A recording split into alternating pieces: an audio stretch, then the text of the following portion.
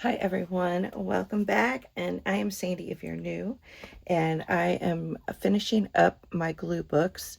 I have a part 1, 2, and 3. If you missed those, you can go back and watch. I show how I make these, but I always like to do a final flip through of them, so let's dig into that. So these are all sold, so thank you everyone. So this is 1986, and here is the cover.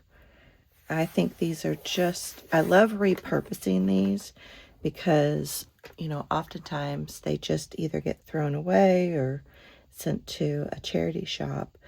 And I am happy and I like this cover as well. So I did this really pretty plaid fabric, and then the trim, and then the corner protectors. And then I did some rickrack on the inside. So there's 3 signatures in here. And so with the glue books, these are not, overly decorated because that kind of will allow the recipient to then go through and decorate these however they want. With a glue book, one way you could take all of your Christmas cards and you could glue them in here, or tape them in here. You could also kind of use it like as an art journal, and you could add additional pages on top of these and do some collage and art journaling. All of the pages in here are from a variety of different books. I have music pages and vellum and scrapbook paper, coloring book, and then some of this old tablet paper. This is a digital that I got from Patty at Sacred Mementos. I have some envelopes and stationery and more book pages. I have some of my coffee dyed paper. So they're just so fun to make.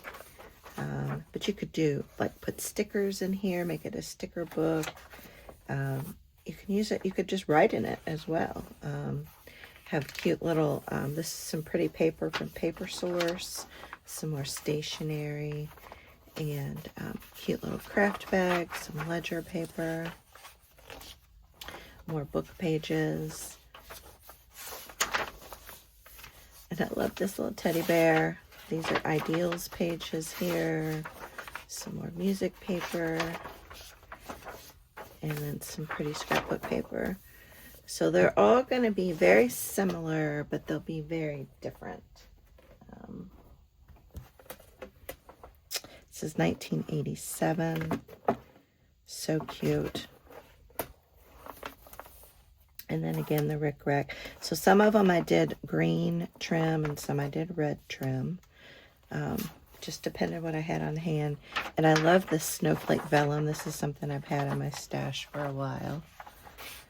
And look at these really pretty book pages. And I've had these big red doilies, rectangular doilies, for some time. So that was great use to use these in here, because I didn't really want to cut them down. They're so pretty. And this cute Grinch stationery. I think I got this from Recycloves over on Instagram a couple years ago. So it's been fun using my stash. I think the only thing I might have purchased for this, to specifically right before I started making these, was some of the scrapbook pages. Everything else I already had in my stash. I used a few things that Tracy Hines had sent me as well.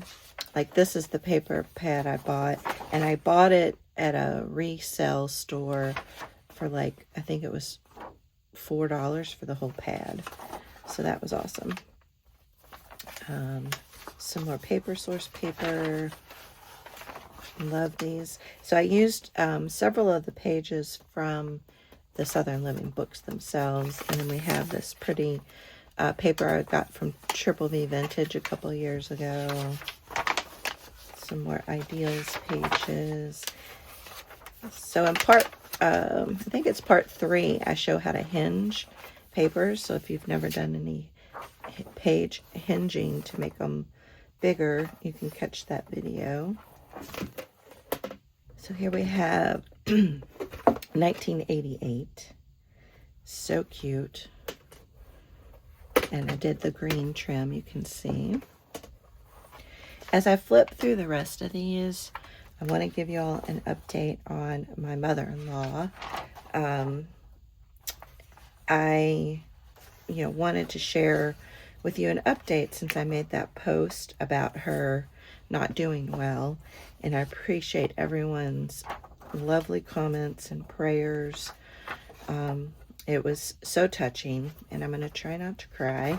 But so it was the Sunday after New Year's, she actually fell in her condo, and my husband's sister, my sister-in-law, found her because she goes over there every Sunday, and called the ambulance, and they came, and she had actually broken her femur in her right leg. And so they took her to the hospital, and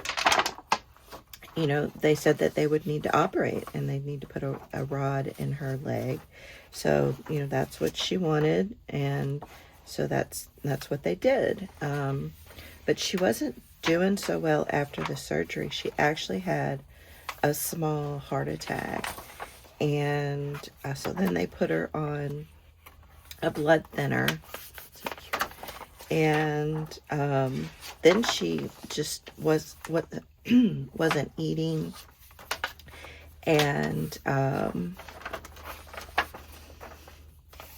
she was having some internal bleeding, and so they were trying to figure out what was going on, and ran a bunch of tests and whatnot. Here we have 1989, and they ended up taking her off of the blood thinner, and then the bleeding, it was in her, intestinal area, and the bleeding stopped. This page right here is so pretty. And so then she was feeling much better. So then, they felt comfortable to send her to rehab, to help rehab with her leg and surgery. So it had been about a week now at this point. So then she goes to rehab, and she still wasn't eating a lot at the hospital, but was hoping that would just improve over time. So she gets to the rehab facility, and again, she's just not doing well at all, and she's not eating, and she had then started refusing to do rehab. So they were trying to figure out her pain meds and get all that improved, that maybe she would start doing the rehab. And she had arthritis really, really bad. So we went and saw her on a Friday, and she was miserable, but she kind of was in decent spirits. And so we were hopeful that she would, start eating. We even said, my sister-in-law was like, we'll bring you some food tomorrow. And so we thought things were going to be good. I do have 2 of the 1989, just FYI. And I wanted to let you know that she was 92. She was going to be 93 in March. So, we thought the Friday visit was not a bad visit. And then my sister-in-law went on Saturday, and she just was miserable. She wanted to die. She didn't want to be there, didn't want to go through rehab. So, my sister-in-law talked with her brothers, and, my husband's one of them. And they decided, if that's what she wants, then we'll honor those wishes. Because she already had a DNR, a do not resuscitate order. So they made the difficult decision to have her go back to the hospital and just receive comfort care. And, you know, Michelle, my sister-in-law, she was like, "Are you sure this is what you want, Mom?" And just like, it was just heart-wrenching, heart-wrenching. So on that Saturday, took her back to the hospital, and they just started putting her on, you know, some pain medicine to keep her comfortable. And she just, yeah, she didn't eat. She didn't, it's like she was ready to go, ready to go. And it was just so sad because then it became a waiting game. So on that Tuesday, so this is 2023, went down. I was, my sister-in-law and her daughter, who had come in from Nashville, were there. And I was like, "I'm going to come. Do y'all want me to bring anything?" So I picked them up some lunch. So I got there, and, you know, I said hi to Shirley, and, you know, she kind of opened her eyes, and I was like, "You just rest." And so then, you know, they started eating, and it was literally like, we don't even know. Sometime in the next 10 to 15 minutes, we're like, "Hey, we haven't heard her rustle or move or anything." And so she had passed away, you know, between the time I got there to like 15, 20 minutes later. And so it was just really surreal and sad, and just, yeah. But it, you know, we know it's for the best. She's back with her husband. He, my father-in-law, passed away in 2022, and it was tough. He had dementia, and it was bad for a long time. So with her, you know, it went fairly quickly, honestly. But it's because if she wouldn't have fallen, she'd still be alive. Because at Christmas time, she was just her normal bubbly self. So we have 1990. But yeah, she was her normal bubbly self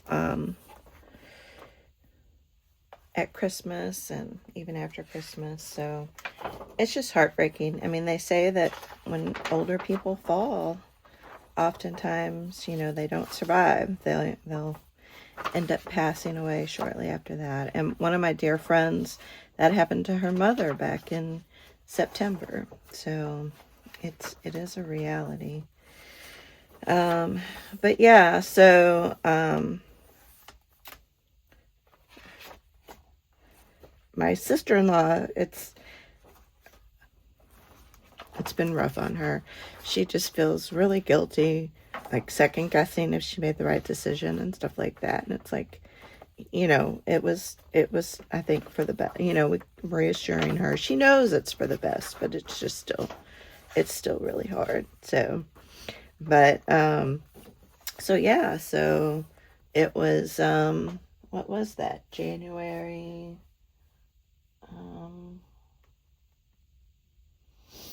Look at the date here. Yeah, January 13th. Yeah.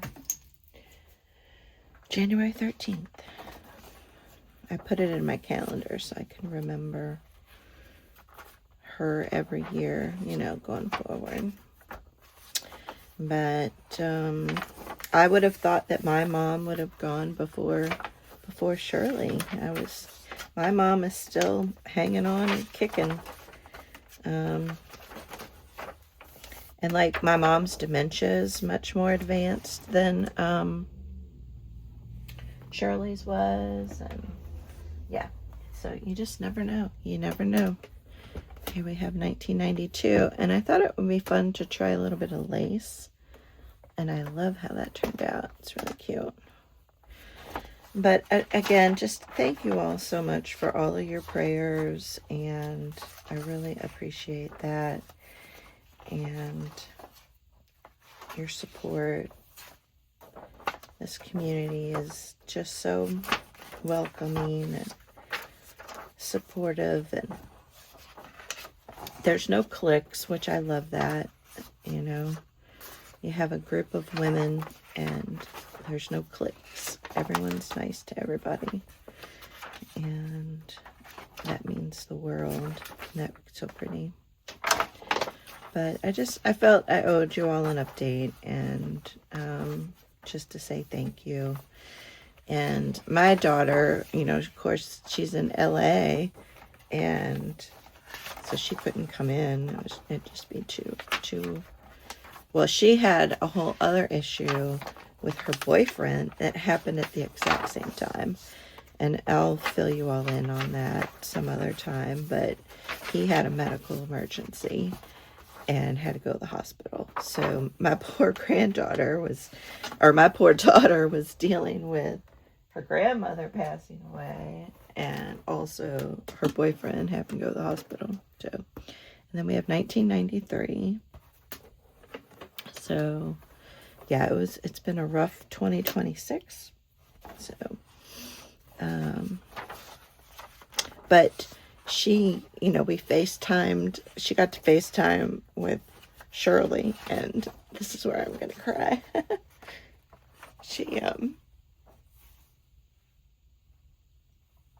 She was like, she's told Shirley that her and Grampy were her first best friends. It was just so sweet. And that just broke my heart. Because when she was little, Shirley and Bill loved to babysit, and they would just play with her. They had so much fun. They'd play all these silly, fun, crazy games, and they'd make up their own secret language, and just, yeah, they were great grandparents. I feel very blessed to have married into such a wonderful, wonderful family. So, and Shirley was definitely one of a kind. She will definitely be missed. So, but anywho, sorry, I didn't mean to become a blobbering mess. Oh my goodness. But anywho, I just wanted to give you all a little update. So, all right, so that is the last one, and then I have a little ephemera pack that will go with each one. So each ephemera pack will be a little bit different. I'll have one of these. I'm assuming they're vintage. I've had these probably 6 years. Finally willing to part with them. Little ornaments and charms and just some trims. And so each one will look different. But I'm really pleased with how these came out. This was really my first glue book that I've ever made. And I'm extremely pleased. So thank you all so much for watching. And thank you for letting me share about my mother-in-law. She was a unique, one-of-a-kind woman for sure. And she was so loving and welcoming and just a really, really special lady. So, okay, guys, I will see you all in the next video.